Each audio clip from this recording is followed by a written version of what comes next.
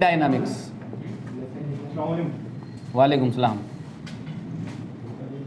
इसके भी छूटे सर इंग्लिश में। Fluids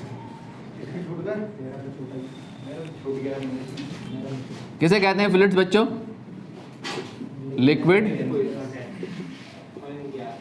and gases. फ्लूइड्स हमारे दो प्रकार के, एक कौन? न्यूटोनियन फ्लूइड्स, और दूसरे कौन? Non Newtonian fluids. ठीक है, न्यूटोनियन फ्लूइड्स दो प्रकार के, एक आइडियल फ्लूइड और दूसरे real fluids.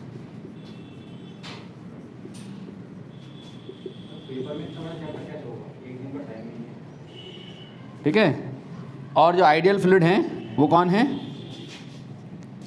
Non viscous and incompressible fluids.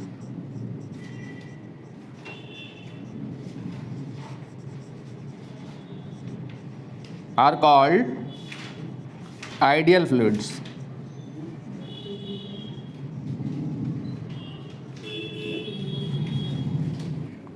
Volume of liquid flowing per second.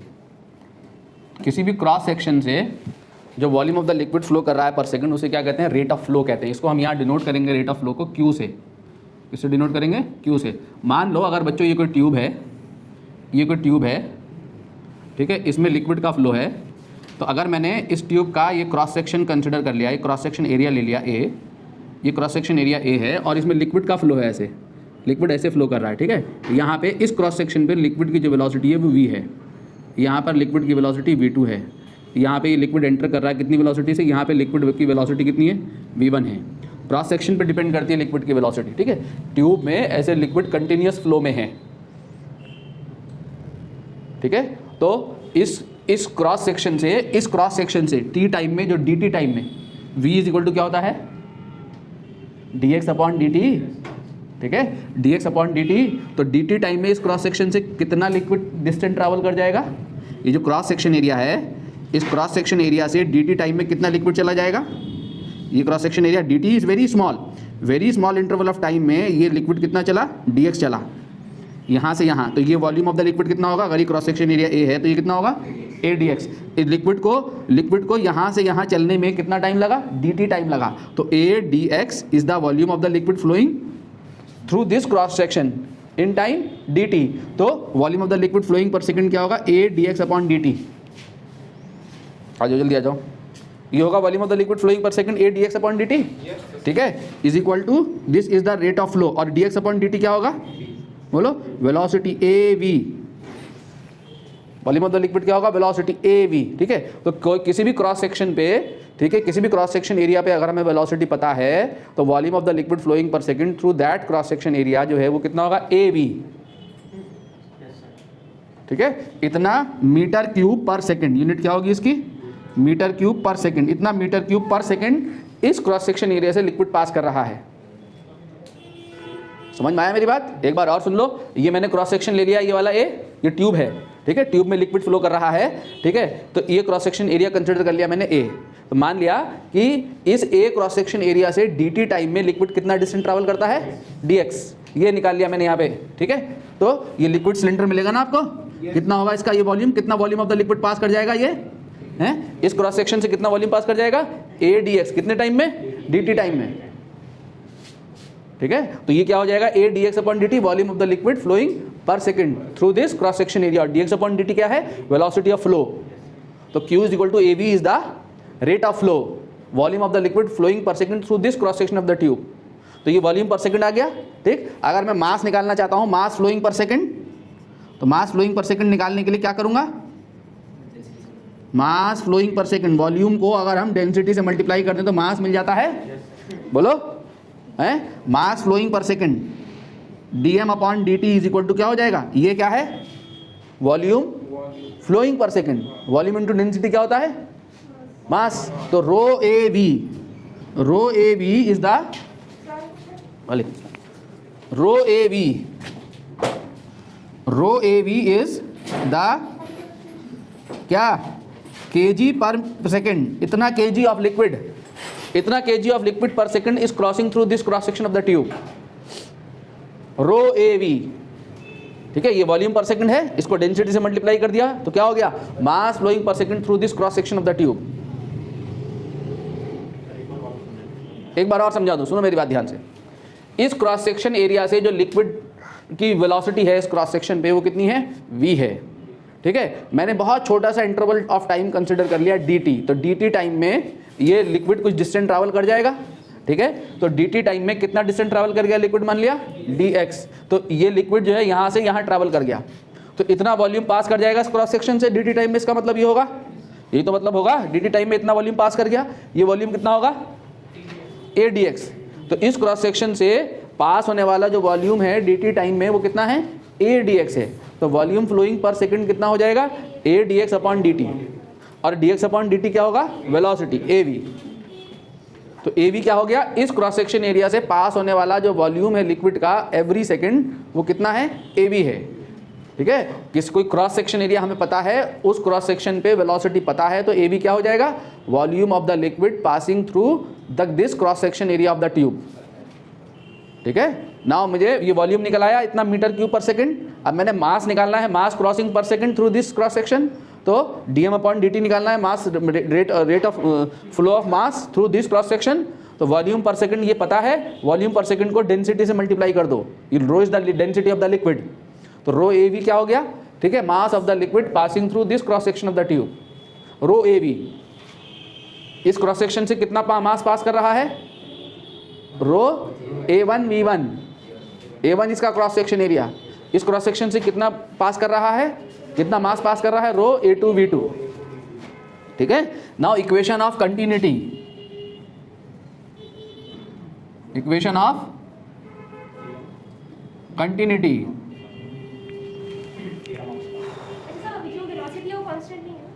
Velocity तो कांस्टेंट तब होगी जब ट्यूब का क्रॉस सेक्शन एरिया सेम होगा। जहाँ पर आप पाइप का मुंह दबा दें तो फ्लो की स्पीड बढ़ जाती है ना, वेलोसिटी, क्रॉस सेक्शन एरिया कम हो जाएगा तो स्पीड बढ़ जाएगी। ठीक है, जेट ऑफ वाटर चाहिए होता है तो हमें बहुत छोटे छोटे होल करने होते हैं, बहुत छोटे छोटे क्रॉस सेक्शन एरिया करना होता है, तो क्रॉस सेक्शन एरिया पे स्पीड जो है ज़्यादा होगी, यही बताता है equation of continuity. Equation of continuity में लिखो, it states that when an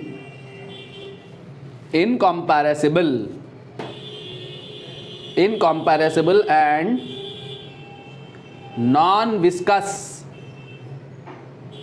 fluid flows steadily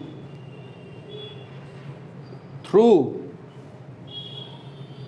a tube of non-uniform cross section,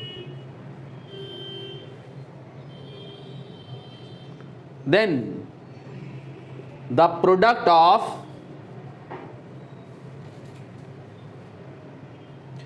area of cross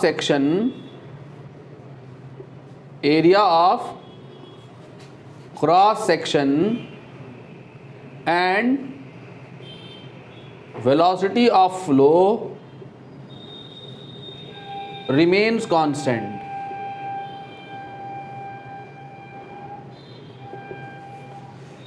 The product of area of cross section and velocity of flow remains constant या is same at every point in the tube, ऐसे भी लिख सकते हैं। velocity of flow is same, ऐसे भी लिख सकते हैं, at every point of tube is same at every point of tube। ठीक है, viscous fluid, non viscous fluid वो होते हैं जिनकी जो फ्लो, जब लिक्विड फ्लो में होता है तो लिक्विड की लेयर्स के बीच में फ्रिक्शन फोर्स एक्ट करता है, लिक्विड की लेयर्स एक दूसरे के रिलेटिव मोशन को रेजिस्ट करती हैं, रेजिस्टेंस फोर्स एक्ट करता है between the layers of the liquid. ये रेजिस्टेंस फोर्स क्या करता है, ये रेजिस्टेंस फोर्स लिक्विड की लेयर्स इस एक दूसरे के रिलेटिव मोशन का अपोज कर रही होती हैं due to this resistance force. जैसे फोर्स ऑफ फ्रिक्शन एक्ट करता है ना ग्राउंड सरफेस के बीच में, दो सरफेसेस के बीच में, ऐसी दो लेयर्स के बीच में, दो सरफेस के बीच में, लेयर्स के बीच में रेजिस्टेंस फोर्स एक्ट करता है ये, ठीक है। ऐसे लिक्विड जिनमें ये रेजिस्टेंस फोर्स एक्ट कर रहा होता है उसे हम क्या कहते हैं, विस्कस लिक्विड कहते हैं। और लिक्विड की ये प्रॉपर्टी क्या कहलाती है, विस्कोसिटी कहलाती है, जिसको हम आगे पढ़ेंगे। हैं पता चल जाता है फ्लो से। फ्लो अगर होगा, फ्लो लिक्विड फ्लो में होगा तो धीरे धीरे अब पानी में बीकर में पानी डाल के उसे घुमाओगे ना, अगर घुमाओगे तो लिक्विड रोटेशन में आ गया, तो रोटेशन में आने के बाद जो कुछ समय के बाद वो रोटेशन स्टॉप हो जाता है।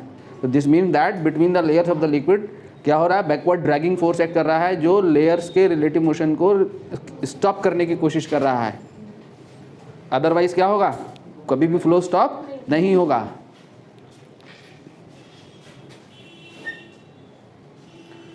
ठीक है, विस्कस लिक्विड अगर होगा तो फ्लो जो है लिक्विड को देख के पता लग जाएगा। जैसे हनी है, हनी जाड़े में हनी में की विस्कोसिटी बढ़ जाती है, टेम्परेचर पे भी डिपेंड करती है विस्कोसिटी, ठीक है।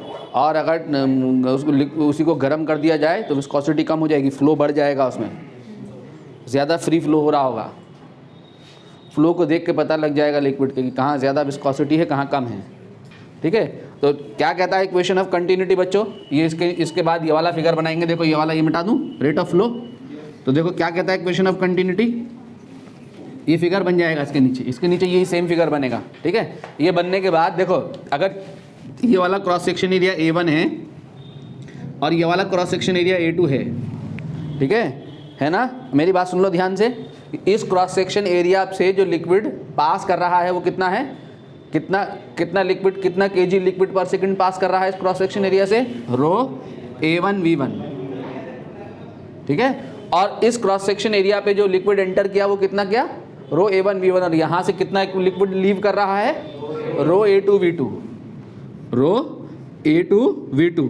तो फ्लो की कंटिन्यूटी के लिए क्या ज़रूरी है सुहेल, जितना लिक्विड इस सेक्शन पे एंटर किया, अगर इस सेक्शन पे 1 kg लिक्विड एंटर किया पर सेकंड, तो इस सेक्शन से अगर आधा kg लिक्विड पास करे तो आधा kg कहाँ गया, ट्यूब में रुक गया। इसका मतलब यही तो है, अगर इसमें आधा kg 1 kg पास किया इससे, ठीक है, 1 सेकंड में 1 kg लिक्विड पास किया, और इस सेक्शन से कितना पास किया, आधा kg पास किया, तो आधा kg कहाँ है, यहाँ स्टे कर गया, ट्यूब में स्टे कर गया। अगर ऐसा ही होता रहा तो क्या होगा, ये ट्यूब भर जाएगी, फ्लो क्या हो जाएगा, स्टॉप, फ्लो में कंटिन्यूटी नहीं रहेगी। तो फ्लो की कंटिन्यूटी के लिए क्या होना ज़रूरी है, जितना इस सेक्शन पे लिक्विड एंटर करेगा उतना ही अमाउंट ऑफ लिक्विड इस सेक्शन से बाहर निकलेगा, तब फ्लो कंटिन्यूस बना रहेगा। यही कंटिन्यूटी इक्वेशन कहती है, यही इक्वेशन ऑफ कंटिन्यूटी है, ठीक है। यानी किसी भी क्रॉस सेक्शन पे ये जो होगा वो क्या होगा, ये रो AV का product at any cross section क्या होगा, सेम। रो AV का प्रोडक्ट सेम, रो से रो काट दो, यानी क्या होगा, वॉल्यूम ऑफ द लिक्विड क्या होगा, A1V1 इज, क्योंकि डेंसिटी तो सेम है, तो A1V1 is equal to A2V2। तो at any point, at any cross section of the tube, product of cross section area and the velocity of the flow जो होगा वो क्या होगा, will remain same throughout the tube, at every point of the tube.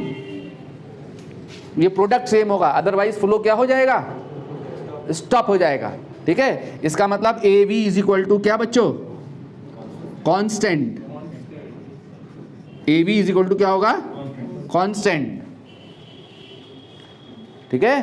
तो V जो है वो किसके इन्वर्सली प्रोपोर्शनल आया, जरा देखो तो सही, A के। इसका मतलब क्या, जहां क्रॉस सेक्शन एरिया कम होगा वहां फ्लो स्पीड ज्यादा होगी, जहां क्रॉस सेक्शन एरिया कम होगा वहां फ्लो स्पीड ज्यादा होगी, जहां क्रॉस सेक्शन एरिया ज्यादा होगा वहां फ्लो स्पीड कम होगी।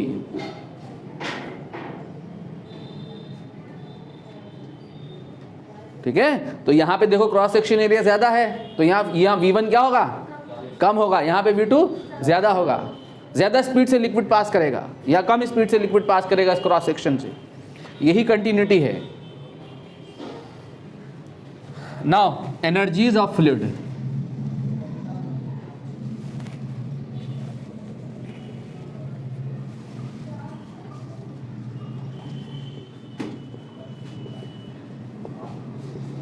Now kinetic energy. आजा रे छोकरे जल्दी से, आजा बैठ जा, निकल ले फिर यहाँ से जल्दी से। काइनेटिक एनर्जी क्या होती है? Half m v square. क्या होती है? Half m v square is the kinetic energy. Now हम फ्लूइड की काइनेटिक एनर्जी नहीं लेते बच्चों, ठीक है, ठीक है, काइनेटिक एनर्जी नहीं लेते। क्या लेते हैं यहाँ पर इसकी एनर्जी? काइनेटिक एनर्जी क्या लेते हैं? क्योंकि फ्लो तो कंटिन्यूस फ्लो में है ना फ्लूइड, तो हम क्या लेते हैं? Kinetic energy per unit volume. क्या होगी kinetic energy per unit volume? Half m v square upon volume, ठीक है। और मास अपॉन वॉल्यूम क्या हो जाएगा बोलो? डेंसिटी।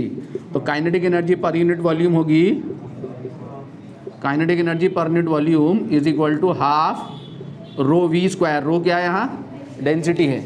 नाउ पोटेंशियल एनर्जी, कौन सी पोटेंशियल एनर्जी होती है फ्लूइड में? Gravitational potential energy. तो GPE ग्रेविटेशनल पोटेंशियल एनर्जी क्या होगी? mgh, ठीक है। अब हम क्या लेते हैं? Gravitational potential energy per unit volume. Gravitational potential energy per unit volume. तीन एनर्जी होती हैं फ्लूइड में, ठीक है। मास को इस एनर्जी को वॉल्यूम से डिवाइड कर दिया, ये क्या हो गया? रो GH, ठीक है।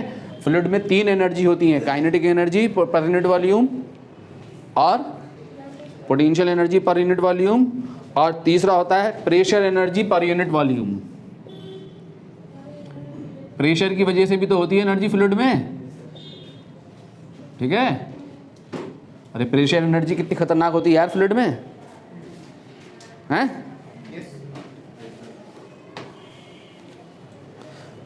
प्रेशर ही तो है फ्लूइड का जो डैम्स को ब्रेक कर देता है। Pressure energy per unit volume. तो pressure energy per unit volume में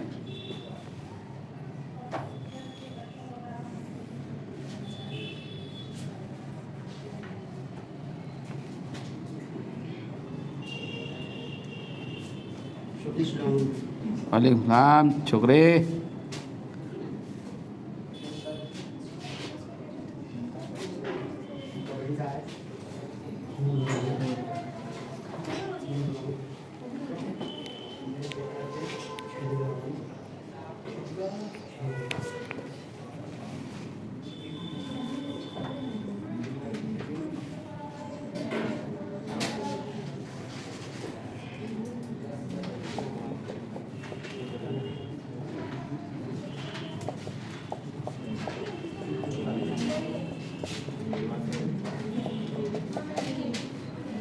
with a piston, a large tank containing liquid fitted with the piston, this is small piston, ठीक है। तो इस पिस्टन के ऊपर इस लिक्विड प्रेशर की वजह से फोर्स आ रहा होगा, ठीक है। तो टू कीप द पिस्टन, यहाँ पर मैं ये फ्रिक्शनलेस एज्यूम कर लिया, इसको यहीं पे बनाए रखने के लिए क्या करना पड़ेगा? इस प्रेशर के अगेंस्ट एक और फोर्स लगाना पड़ेगा। प्रेशर फोर्स कितना आ रहा होगा?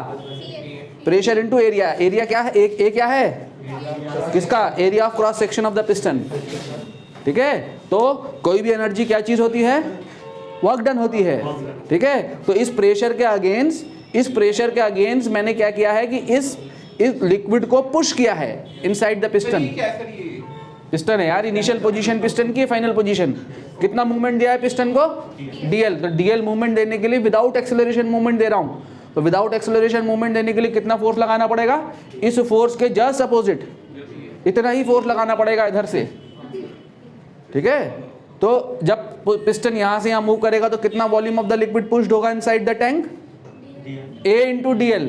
एरिया ऑफ क्रॉस सेक्शन इतना वॉल्यूम ना, इतने वॉल्यूम में जो लिक्विड होगा वो पिस्टन में आएगा, वो अंदर आएगा, ठीक है। नाउ प्रेशर ऑन पिस्टन क्या होगा? प्रेशर ऑन पिस्टन मान लेता हूं P है, ये P भी निकाला जा सकता है अगर H हमें पता हो तो रो GH, हाइट अगर पता हो, ठीक है। तो प्रेशर ऑन द पिस्टन मान लेता हूं P है, तो force on piston F is equal to P into A, ठीक है। वेयर A क्या है? Cross section area of the piston. let dm mass of liquid is pushed inside tank against, ठीक है, दिस फोर्स, ठीक है, अगेंस्ट द प्रेशर या force, ठीक है, इस प्रेशर के अगेंस्ट कितना मास of the liquid, DM mass of the liquid क्या किया गया है, पुश्ड किया गया है, कहाँ, इनसाइड द टैंक, ठीक है। तो वर्क डन जो होगा, तो वर्क डन कितना हो जाएगा इसको पुश करने में, F इंटू डी एल,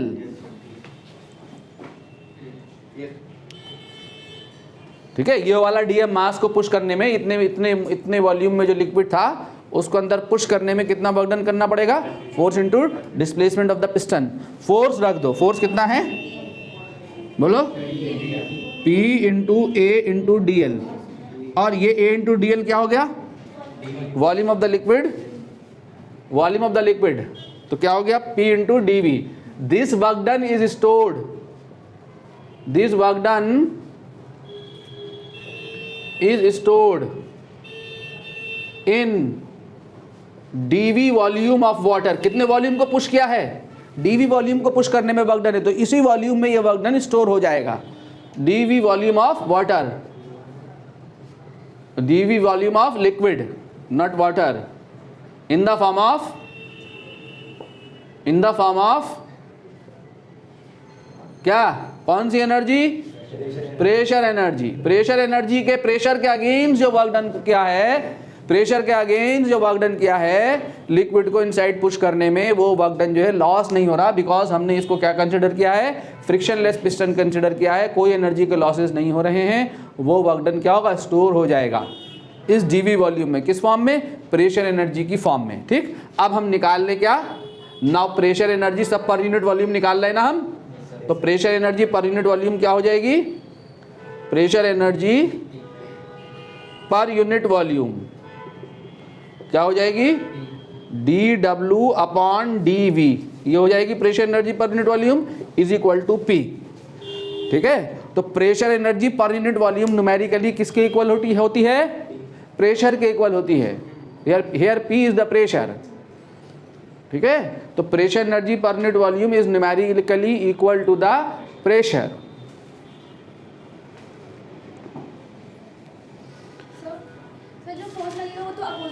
हाँ, कौन सा माइनस होना चाहिए, माइनस क्यों होना चाहिए, क्योंकि जो W है वो हाँ, तो हम अगेंस्ट लगा रहे हैं ना फोर्स, देखो इधर ये तो फोर्स ये तो फोर्स आया है इसकी वजह से, लिक्विड प्रेशर की वजह से, तो एक्सटर्नल एजेंसी लगा रही है ना फोर्स, विदाउट एक्सेलरेशन पिस्टन को यहाँ से यहाँ मूव कराने के लिए, इसी फोर्स के अगेंस्ट जब मैं यहाँ से पुश करूँगा तभी ना पिस्टन अंदर को मूव करेगा।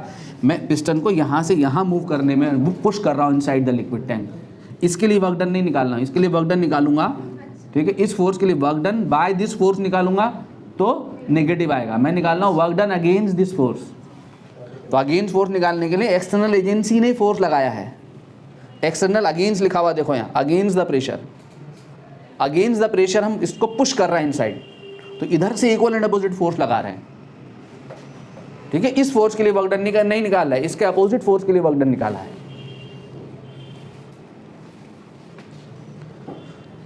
ठीक है।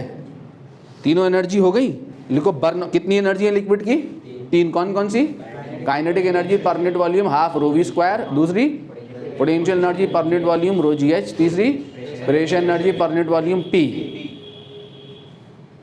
ठीक है। लिखो Bernoulli's theorem, it states that when n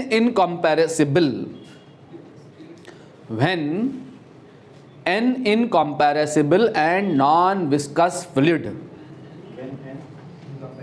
when an incompressible and non-viscous fluid flows in a steady flow and non-viscous fluid flows in steady flow from one place to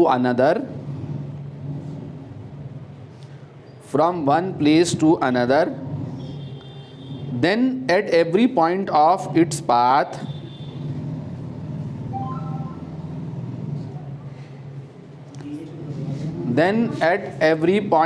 its path comma the sum of pressure energy per unit volume comma kinetic energy per unit volume and potential energy per unit volume is constant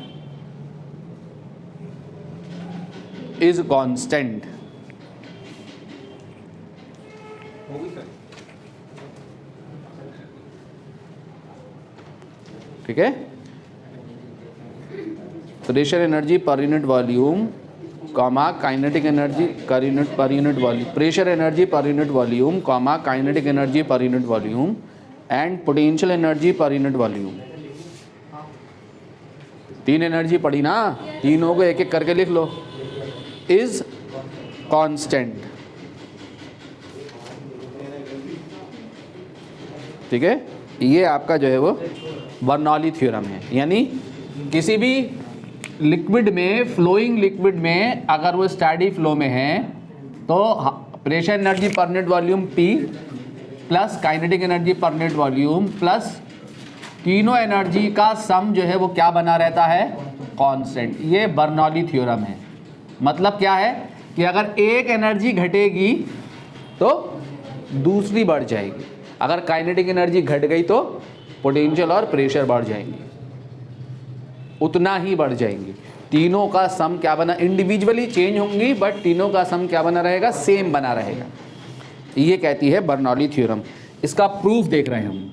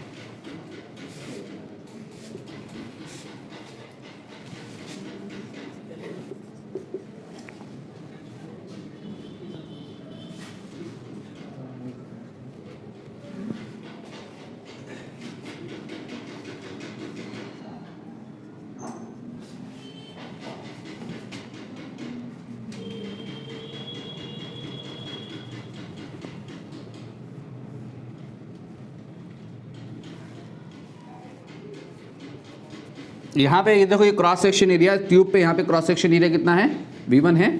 यहाँ पे cross section area कितना है, V2 है। ये है datum line, यानी वो reference line जहाँ से हम क्या मेज़र कर रहे हैं, पोटेंशियल एनर्जी मेज़र कर रहे हैं। इस पॉइंट की जो हाइट है वो कितनी है, H1 है, और यहाँ पे जो हाइट है वो कितनी है, H2 है।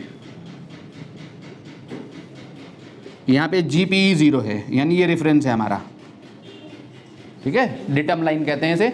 यहाँ पे ग्रेविटेशनल पोटेंशियल एनर्जी जो है वो क्या है, 0 है, ठीक है। तो डेल्टा टी टाइम में लिक्विड कितना चलेगा इस क्रॉस सेक्शन एरिया पे, कितना डिस्टेंस ट्रैवल कर जाएगा।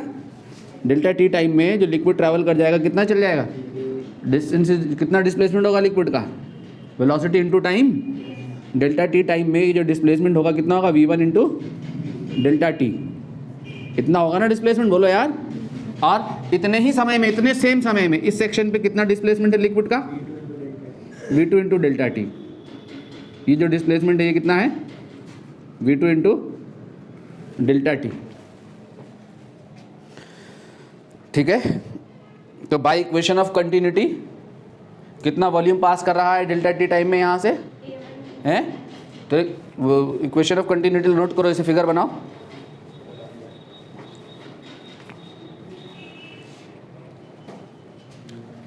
Volume by equation of continuity. समझ गए बच्चे क्या है, ये मैंने ट्यूब ले ली है, ठीक है। हॉरिजॉन्टल नहीं ली, हॉरिजॉन्टल इसलिए नहीं ली क्योंकि पोटेंशियल एनर्जी को भी वेरी कराना है ट्यूब में, ठीक है। ट्यूब की हाइट वेरी कर रही है तो पोटेंशियल एनर्जी वेरी करेगी। हॉरिजॉन्टल ले लूंगा तो tube if tube is horizontal तो पोटेंशियल एनर्जी सेम होगी थ्रू आउट, तो पोटेंशियल एनर्जी वाला टर्म नहीं आएगा। तो ट्यूब मैंने ऐसे ले ली, ठीक है। यहाँ पे हाइट कितनी है h1, यहाँ पे हाइट कितनी है h2 है। यहाँ क्रॉस सेक्शन एरिया अलग अलग ले लिया। यहाँ पे ट्यूब का क्रॉस सेक्शन एरिया कितना है a1, यहाँ पे कितना है a2। यहाँ पे फ्लो वेलोसिटी कितनी है v1 है, ये स्ट्रीम लाइन फ्लो में है, ठीक है, स्टेडी फ्लो में है लिक्विड। यहाँ पे वेलोसिटी कितनी क्रॉस सेक्शन पे v2 है। यहाँ प्रेशर कितना है फ्लूइड का P1 है, ठीक है। यहाँ प्रेशर कितना है P2 है, ठीक है। तो डेल्टा टी टाइम में कितना चलेगा लिक्विड V1 डेल्टा टी, ठीक है। यहाँ पर इस सेक्शन पे, यहाँ इस सेक्शन पे डेल्टा टी टाइम में कितना चलेगा V2 डेल्टा टी चलेगा, ठीक है। तो by equation of continuity volume of liquid crossing through any cross section of tube in time delta t, delta t time में कितना वॉल्यूम पास करेगा जरा देखो तो सही। Delta v is equal to a1 v1 delta t. इस section से कितना वॉल्यूम पास करेगा a1 v1 डेल्टा टी, और इस सेक्शन से कितना पास करेगा डेल्टा, उतने ही सेम टाइम में a2 v2, तो ये दोनों आपस में क्या होंगे बराबर होंगे। a1 v1 डेल्टा टी और a2 v2 डेल्टा टी क्या होंगे आपस में बराबर होंगे। v1 डेल्टा टी और v2 डेल्टा टी क्या चीज़ है, delta v is equal to a1 into delta s1 is equal to क्या होगा a2 into delta s2, displacement of the liquid, ठीक है। This displacement delta s1 of the liquid at this cross section, और delta s2 क्या है displacement of the liquid at this cross section, ठीक है, ठीक है। Net work done on this element during this displacement, net work done अगर हम निकालें on this element during this displacement,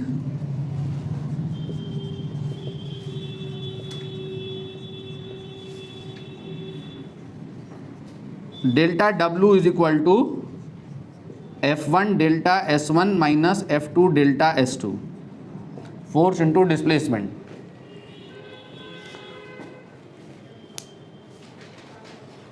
ठीक है। यहां से फोर्स लगेगा इधर को, P1 is equal to F1 A1, F1 is equal to P1 A1, इधर से लगेगा फोर्स, ठीक है। और यहां से फोर्स लगेगा कहाँ इधर को, ठीक है। नेट वर्क डन जो होगा ऑन इस एलिमेंट पे ड्यूरिंग दिस डिस्प्लेसमेंट इतना होगा। यहाँ पे जो फोर्स है ना ये P1 A1, यहाँ पे जो फोर्स है ये F1 is equal to P1 A1, और यहाँ पे जो फोर्स होगा ये P2 A2 इज F2, ठीक है। तो net work done on this element during this displacement हो जाएगा F1 into delta S1 minus F2 into delta S2, ठीक है। ये हो गया net work done. Now F1 डाल दो, F1 कितना है P1 A1 delta S1 minus P2 A2 delta S2। A1 delta S1 क्या है, A1 डेल्टा S1 क्या है बोलो, ये है डेल्टा V, और A2 डेल्टा S2 क्या है बोलो, ये है डेल्टा V। हो गया ना। तो वर्क डन कितना आ गया बोलो जल्दी से, P1 minus P2 into delta V। ये हो गई आपकी इक्वेशन ऑफ 1, ठीक है। ये हो गई आपकी क्या इक्वेशन 1, ठीक है। Now kinetic energy of fluid from A to A dash,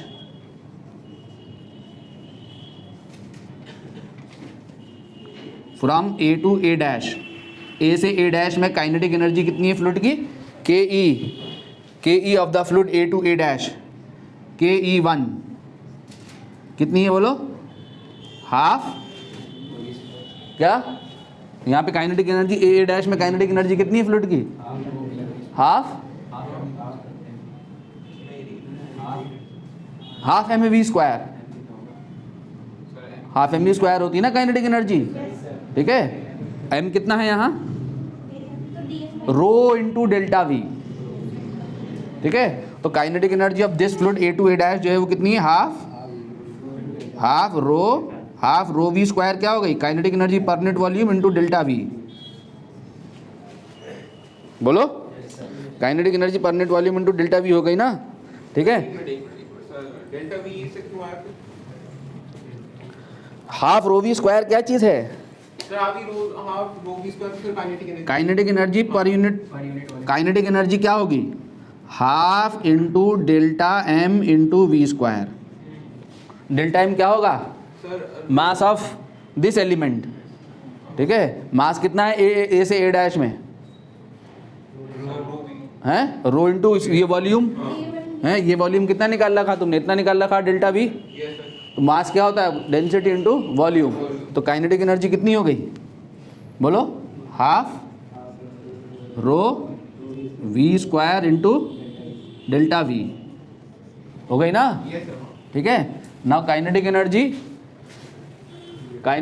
of liquid, kinetic energy of liquid या you can say fluid from B to B dash कितनी हो गई, बोलो, हाफ कितनी हो गई, रो वी टू स्क्वायर, यहाँ वी वन स्क्वायर है, यहाँ v one square, half we two square into delta V, ठीक है। Now change in kinetic energy from A to A dash, change in kinetic energy from A to B, ठीक है।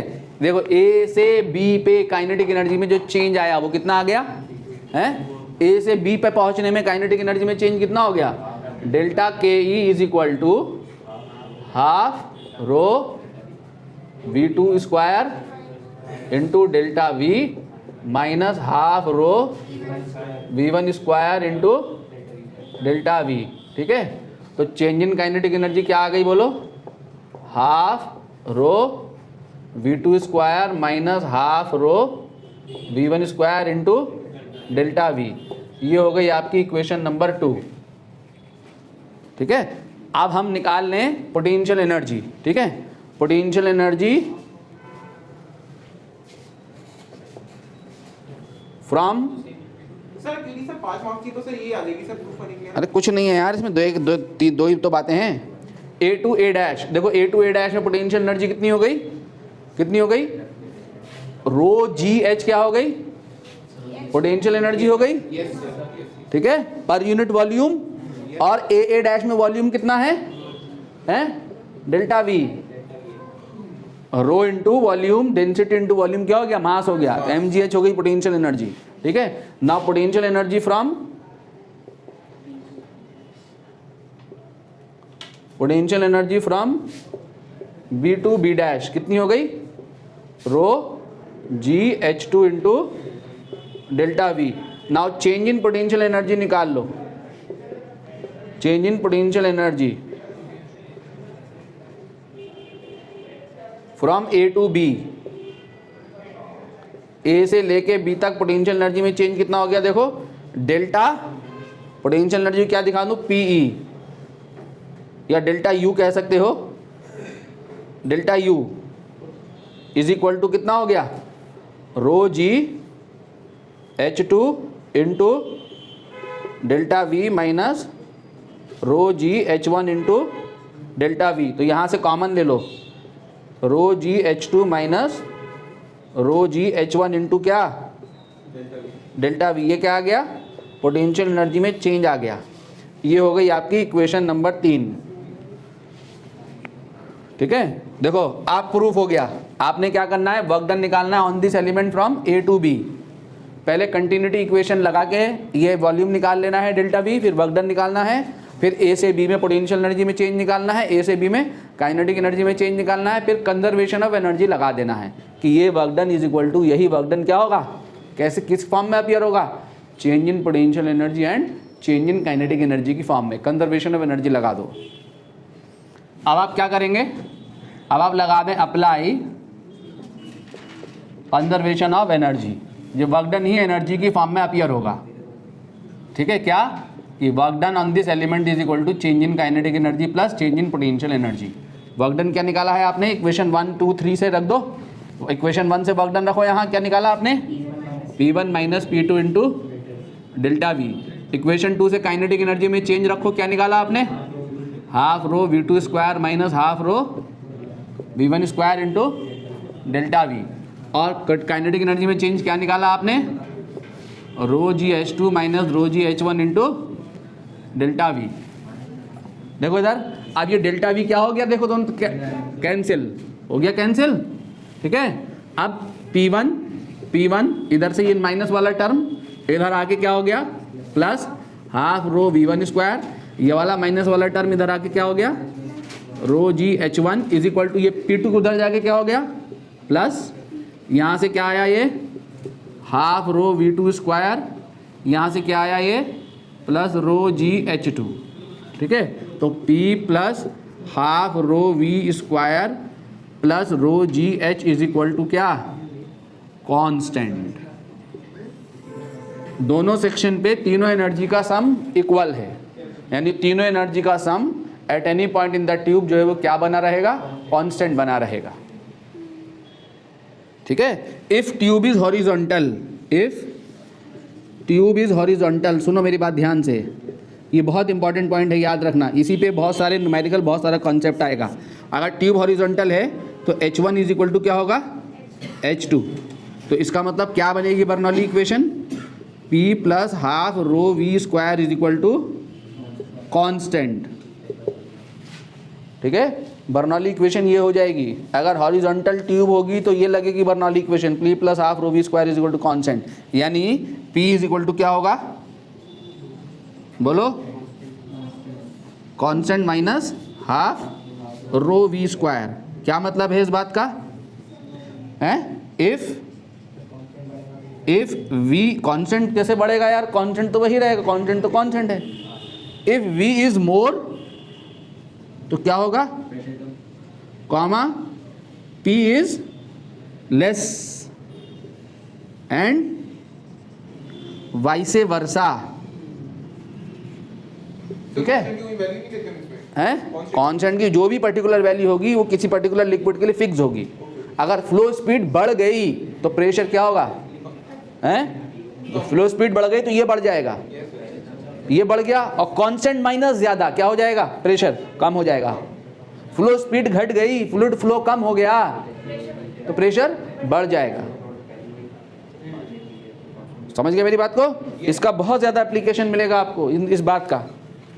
तो कहाँ पे कहाँ पे प्रेशर ज्यादा होगा? जहाँ पे फ्लोइंग फ्लूइड में प्रेशर कहाँ ज्यादा होगा? जहाँ पे स्पीड कम होगी, और स्पीड ज्यादा होगी तो प्रेशर कम, स्पीड कम होगी तो प्रेशर ज्यादा। आप रेलवे स्टेशन पे खड़े हुए हैं कभी और ट्रेन बहुत हाई स्पीड से जा रही हो, तो बहुत हाई स्पीड से अगर ट्रेन जा रही है तो क्या होता है? दूर जाना पड़ता है हमें, दूर चले जाते हैं। क्यों चले जाते हैं दूर? अगर ट्रेन के करीब क्यों नहीं जाते हैं? प्रेशर कम होता है, ट्रेन की वेलोसिटी ज्यादा। क्यों? तो हमारे और ट्रेन के बीच में जो फ्लूइड है वो कौन है? एयर है। तो जब ट्रेन मूव कर रही होती है हाई वेलोसिटी से, तो जो ट्रेन के करीब में जो हवा है उसकी वेलोसिटी बहुत ज़्यादा होती है, और जो हमारे पीछे एयर है उसका वहाँ फ्लो क्या होता है? कम। तो जो आगे एयर का फ्लो ज़्यादा है, हमारी बॉडी के आगे एयर का फ्लो ज़्यादा है, तो एयर का फ्लो जब ज़्यादा है तो प्रेशर आगे क्या है? कम है, और पीछे कम है फ्लो तो प्रेशर ज़्यादा है। तो पीछे प्रेशर ज़्यादा है तो नेट प्रेशर डिफरेंस की वजह से फोर्स मिलता है कहाँ? अंदर की तरफ को, ट्रेन में अंदर की तरफ को फोर्स मिलता है। ये जो हमारा बॉडी का सरफेस एरिया है, तो प्रेशर डिफरेंस, आगे का प्रेशर पीछे का प्रेशर ज़्यादा है, पीछे का प्रेशर माइनस आगे का pressure, pressure difference into projected area of the body, ठीक है, वो फोर्स मिलता है। और अगर आपको ट्रेन में चढ़ना हो तो एक शीट लगा के खड़े हो जाओ, पीछे एरिया बढ़ गया, समझ रहे नहीं? एक शीट लगा के पीछे, एक बड़ी सी शीट लगा के खड़े हो जाओ, ट्रेन आ रही हो, ट्रेन पे चलती हुई ट्रेन में आपको चढ़ने का शौक हो तो प्रोजेक्टेड एरिया बढ़ जाएगा, तो फोर्स और बढ़ जाएगा, ठीक है। सीधे ट्रेन में जाओगे अंदर,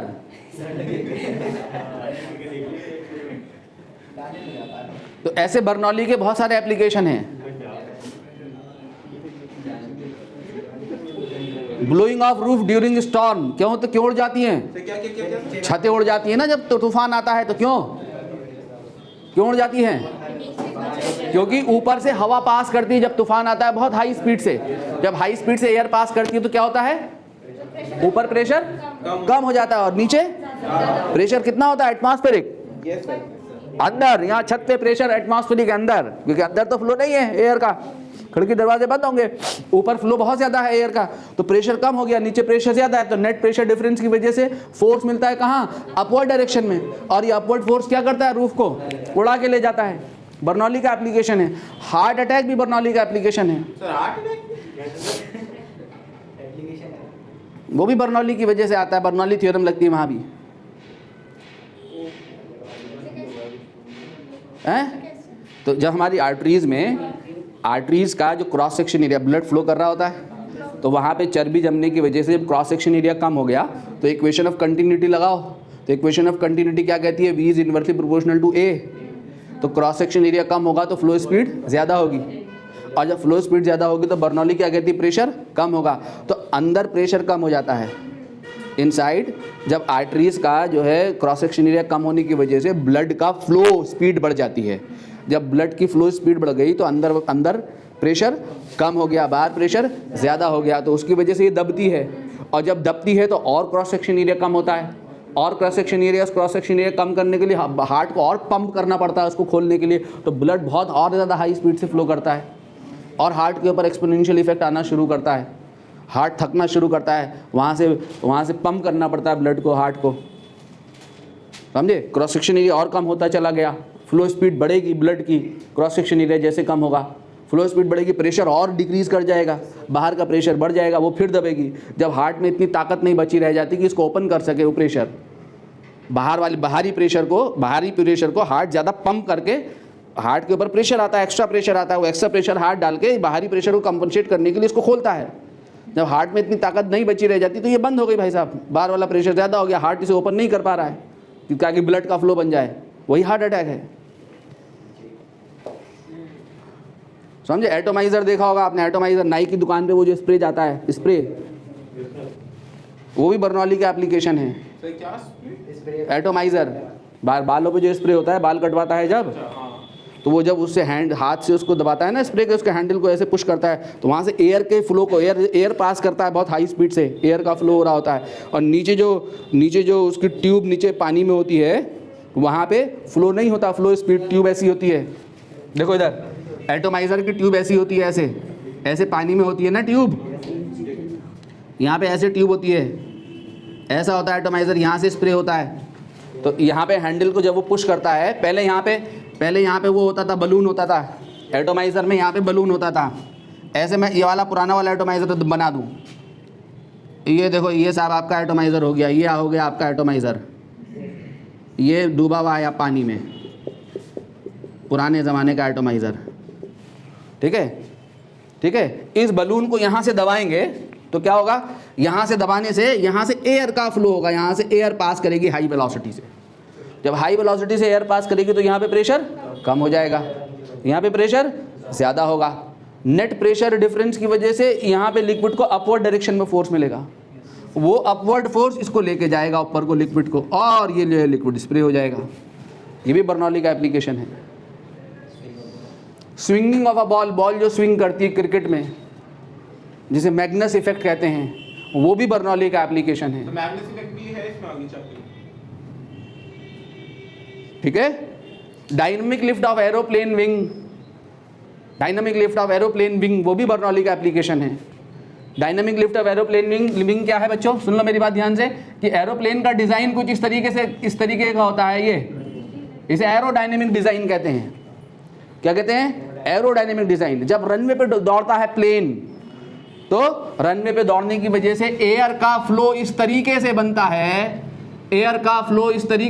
है, कि ऊपर और नीचे दोनों तरफ से हवा मूव करती है, एयर का फ्लो होता है बहुत हाई स्पीड से, ठीक है। ऊपर हवा की स्पीड अगर v1 है और नीचे v2 है, तो ऊपर जो है प्लेन के ऊपर फ्लो स्पीड कम होती है बहुत ज़्यादा कंपैरेटिवली नीचे, यानी v1 जो है वो क्या होता है, नीचे v2 जो है वो क्या होता है, लेस देन v1, नीचे जो है फ्लो स्पीड कम होती है ऊपर से, ठीक है। फ्लो स्पीड ज़्यादा दिखाने के लिए ऐसे स्ट्रीम लाइन दिखाई जाती है, क्राउडेड लाइंस दिखा दी हमने यहाँ, और यहाँ पे लाइंस को क्या किया, दूर दिखा दिया। देखो अगर आपको एग्जाम में दिखाना होगा तो यहाँ दूर लाइन दिखाएंगे, दूर कर दी लाइंस, यहाँ लाइंस की क्राउडिंग कर दी, मीन्स ऊपर फ्लो स्पीड बहुत ज़्यादा हाई है, नीचे कम है।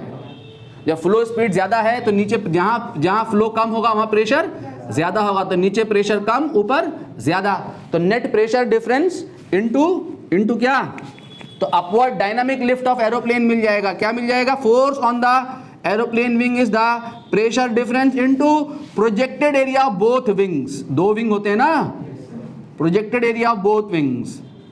न्यूमेरिकल में ये न्यूमेरिकल एनसीईआरटी में अनसॉल्व दिया हुआ होगा, ठीक है, उसमें एग्जैक्टली यही काम करना है। ये डायनामिक लिफ्ट है, ये अपवर्ड फोर्स मिलता है एरोप्लेन को जो उसको स्टे करके रखता है ऊपर हवा में, उसके वेट को बैलेंस करता है, ठीक है, या ऊपर को अपलिफ्ट देता है। अपलिफ्ट मिलेगा तो ये फोर्स वेट से ज़्यादा होगा, और जब हॉरिजॉन्टल फ्लाइट में होगा प्लेन तो जो वेट mg को बैलेंस कर रहा होगा ये अपवर्ड फोर्स, ठीक है। ये हो गया डायनामिक लिफ्ट ऑफ एरोप्लेन।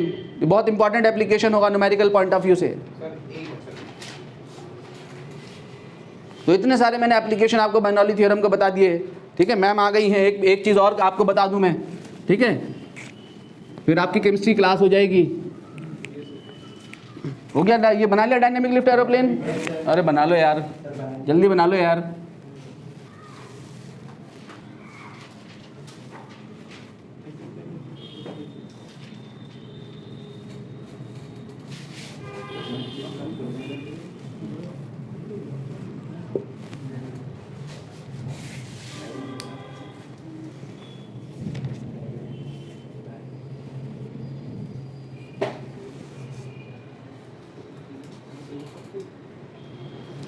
किसकी बॉल स्विंग करती है, फास्ट बॉलर की या हरभजन सिंह की स्विंग करती है, या सिद्धू पाजी की? सिद्धू पाजी कौन है भाई? सिद्धू पाजी ने बॉलिंग कब करी है भाई? किस ज़माने की बात कर रहा है? सिद्धू पाजी तो जब पैदा भी नहीं होगा जब क्रिकेट खेलते थे। सर आशीष नेहरा समझ सर। किसकी स्विंग करती है बॉल? स्पिनर की स्पिन करती है मेरे दोस्त, स्विंग करती है। स्विंग का बादशाह किसे कहा जाता है दुनिया में? सर क्या नाम है सर ऑस्ट्रेलियन वो? King of the swing, Wasim Akram. Wasim Akram, हाँ सर। हवा में स्विंग करती थी बॉल उसकी, हवा में। एक ऑस्ट्रेलियन की तो ऐसा बॉल जिसका हाइट है, हाँ, फास्ट बॉलर की स्विंग करती है बॉल।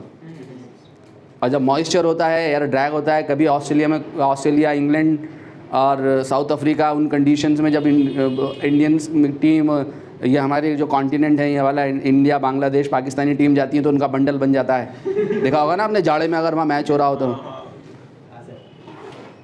हैं? तो क्यों? क्योंकि जब मॉइस्चर ज़्यादा होगा तो ज़्यादा स्विंगिंग होगा, ज़्यादा स्विंग करेगी बॉल, एयर ड्रैग ज़्यादा मिलेगा। एयर ड्रैग जितना ज़्यादा होगा उतना ज़्यादा स्विंग करेगी बॉल, हवा में स्विंग कर जाती है। यहाँ भी अगर आपने कभी क्रिकेट, एयर का रेजिस्टेंस, बैकवर्ड डायरेक्शन में जो फोर्स लगाती है एयर उस पर, तो अगर आपने क्रिकेट खेला हो, यहाँ भी एक्सट्रीम जाड़े में क्रिकेट खेलोगे तो यहाँ भी हवा में बॉल घूमती है, हवा में स्विंग करती है बॉल, जो अपना यूजुअल पाथ है। अगर अब मैं बॉल को हॉरिजॉन्टल थ्रो करूँगा तो कौन से पाथ पे जाएगी? पैराबोलिक पाथ पे जाएगी, ठीक है। उस पैराबोलिक पाथ को हमारा ब्रेन रीड कर सकता है ना। अगर मुझे एक बॉल, एक हॉरिजॉन्टल कोई बॉडी आती हुई दिखाई दे रही है तो रफली आने से पहले पाथ को तो मैं रीड तो कर ही लूँगा, दिमाग रीड कर लेता, पहले ही हट जाओगे सर पे टकराने से पहले ही, या इंतज़ार करोगे कहाँ आएगी? टकराने के बाद पता लगेगा यहाँ पे आएगी, दूर से पता लग जाएगा मेरी तरफ आ रही है, मेरे सर पे टकराएगी, हैं? तो ब्रेन के एक पाथ को रीड करता है, ठीक है, उस पाथ को रीड करता है ब्रेन पहले ही कि ये बॉडी इस पाथ पे आएगी, उसको कैलकुलेट कर लेता है पहले ही। तो मैग्नस इफेक्ट कहते हैं इसको, हैं? क्या है मैग्नस? बता दूँ ये, देखो लास्ट बात बता रहा हूँ, उसके बाद आपकी केमिस्ट्री क्लास शुरू हो जाएगी। फिर आपका एक और एप्लीकेशन है Torricelli theorem, venturimeter, exactly Bernoulli equation पे हो जाएंगे, खाली देख लोगे तो आपके क्लियर हो जाएंगे वो। Very easy to understand. लगा आपको बर्नौली समझ में आ गया, ठीक है, आपको ये समझ में आ गया V is more P is less, इतनी बात समझ लें आप, ठीक है। फ्लो स्पीड ज़्यादा होगी, प्रेशर क्या होगा? कम होगा। लास्ट बात देख लो बच्चों, swinging of the ball, time बताओ तो क्या हो रहा है? हैं? Swinging of the ball, Magnus effect.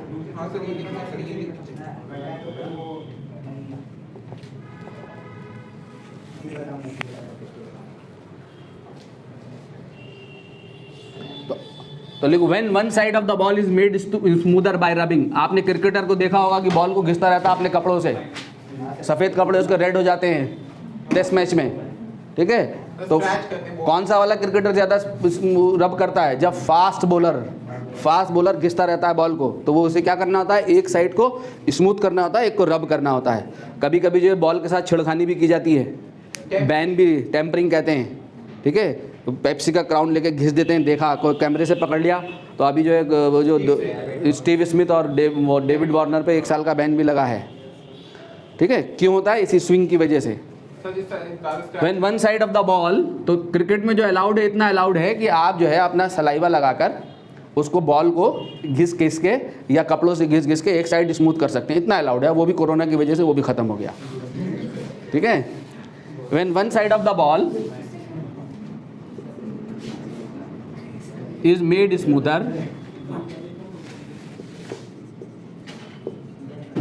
by rubbing.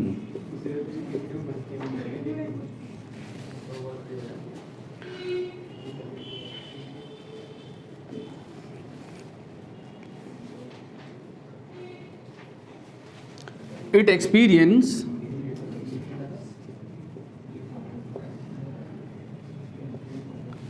greater drag force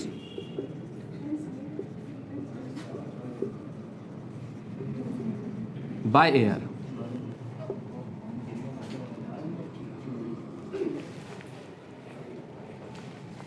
On the rough side.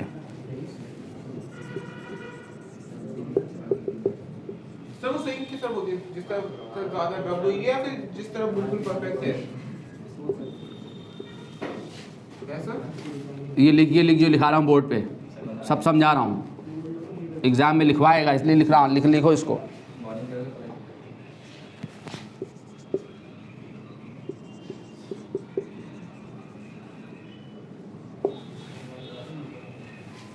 तो स्मूथ वाली साइड को सुन लो मेरी बात, ये वाली साइड स्मूथ है और ऊपर वाली साइड रफ है। तो स्मूथ वाली साइड को नीचे रख के फास्ट बॉलर क्या करता है, ऐसे बॉल को हॉरिजॉन्टल थ्रो करता है, ठीक है। तो ग्रेटर ड्रैग की वजह से अपवर्ड और डाउनवर्ड डायरेक्शन में अलग अलग फोर्स डेवलप होता है, नीचे ऊपर F और नीचे F डैश। ये स्मूथ साइड है और F जो है वो ग्रेटर होता है किससे? F डैश से। तो जिसकी वजह से बॉल के ऊपर नेट टॉर्क डेवलप होता है, ठीक है। वो नेट टॉर्क इस बॉल को स्पिन करा देता है, ये बॉल स्पिन करने लगती है हवा में, ठीक है। हवा में ये बॉल घूमना स्टार्ट कर देती है।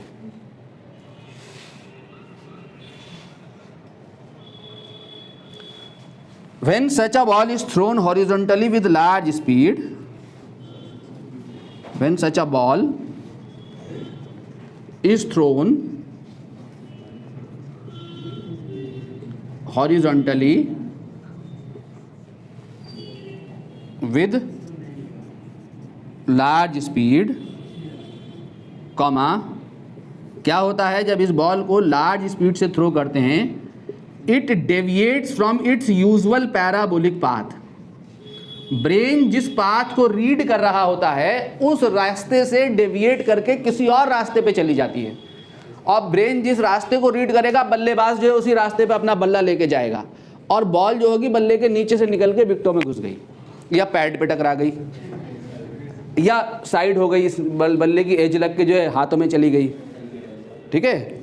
ये होता है। तो ब्रेन जिस पाथ को रीड कर रहा होता है, बॉल उस पाथ पे ना जाके उसके जो यूजुअल पैराबोलिक पाथ है उससे डेविएट करके किसी डिफरेंट पाथ पे चली जाती है। इसी को कहते हैं स्विंग, बॉल का स्विंग होना, ठीक है। Large speed comma it deviates from its usual parabolic path. Sir ये हवा में स्पिन होती है ना? हाँ, अभी तो स्पिन हो रही है, अभी स्विंग होगी, अभी स्पिन हुई, अभी स्विंग नहीं हुई है, अभी स्विंग कराऊंगा, ठीक है। तो अब ये स्पिन होना शुरू हो गई। सुनो मेरी बात ध्यान से, देखो ये ड्यू टू डिफरेंस, ये फोर्स डिफरेंस की वजह से ये स्पिन कर जाएगी। स्पिन करने की वजह से क्या होगा कि ये ऐसे घूम रही है ना बॉल, जब ये ऐसे घूमेगी तो इस पॉइंट की वेलोसिटी कहाँ होगी? ये होगी v, और इस पॉइंट की वेलोसिटी कहाँ होगी? ये होगी v। और ये एयर ड्रैग है, ये एयर की वेलोसिटी है, देखो ये एयर है, जितना ज़्यादा मॉइस्चर होगा उतना ज़्यादा स्विंग मिलेगा बॉल को। ये एयर फ्लो है यू, बॉल के फ्लो के अपोजिट। तो क्या होगा, इसकी वजह से जो टॉप मोस्ट पॉइंट पे जो वेलोसिटी है उसमें v को जोड़ दो। टॉप मोस्ट पॉइंट पे जो वेलोसिटी है वो क्या हो जाती है, v minus you. Top most point पे हो जाती है v माइनस यू, और बॉटम पे हो जाती है क्या, v प्लस यू। और अभी अभी हमने देखा है जहाँ फ्लो स्पीड ज़्यादा होगी वहाँ प्रेशर कम होगा। ठीक है, जहाँ फ्लो स्पीड ज़्यादा होगी वहाँ प्रेशर कम होगा। अब ये है यूजुअल पैराबोलिक पाथ। ठीक है, ये आपका यूजुअल पैराबोलिक पाथ है, ये यूजुअल पैराबोलिक पाथ। अब यहाँ पे प्रेशर मान लिया P1 है, यहाँ पे प्रेशर मान लिया क्या है, P2 है। ठीक है, तो क्या होगा, P1 जो होगा वो ग्रेटर होगा P2 से। तो नेट प्रेशर डिफरेंस की वजह से डाउनवर्ड डायरेक्शन में एक फोर्स और मिलेगा mg के साथ। इस यूजुअल पैराबोलिक पाथ पे कौन लेके जाएगा, mg की वजह से चलेगी। अगर mg के साथ साथ एक और एडिशनल फोर्स आ जाए तो बॉल जो है अपने यूजुअल पैराबोलिक पाथ से डेविएट करके किसी और पाथ पे चली जाएगी। जिस पाथ पे वो चली गई वही पाथ जो है क्या है, स्विंग पाथ है। ठीक है, ब्रेन इस पाथ को रीड करेगा, बॉल इस पाथ पे चली जाएगी निकल के। ठीक है, इसी को क्या कहते हैं, मैग्नस इफेक्ट कहते हैं। ठीक है, तो because of this difference in speed, because of this difference in speed,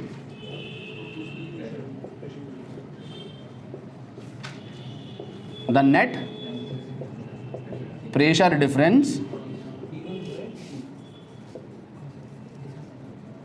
is created